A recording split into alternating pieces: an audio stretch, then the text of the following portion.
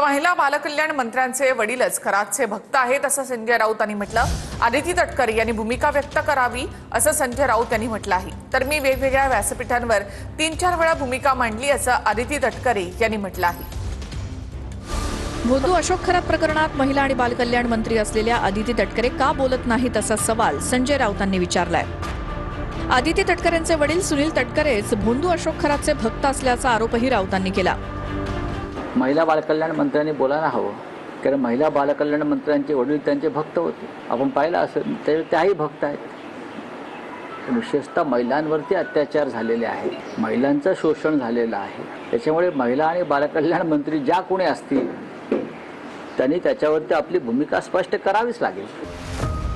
काँग्रेस प्रदेशाध्यक्ष हर्षवर्धन सपकाळांनीही ट्विट करत आदिती तटकरेंवर टीका केली।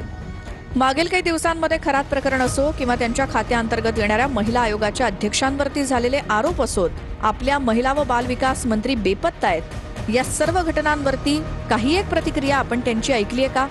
जर या मंत्री महोदयांना स्वतःची जबाबदारी काय आहे हेच समजत नसेल तर त्यांनी राजीनामे देऊन घरी बसावं आणि आपल्या वैयक्तिक आयुष्यात वेळ घालवावा, उगाच मंत्रिपदाची खुर्ची उभवू नये असं ट्विट सपकाळांनी केलंय। संजय राऊत आणि सपकाळांनी टीका केल्यानंतर आदिती तटकरेंनी ट्विट करत स्पष्टीकरण दिलंय।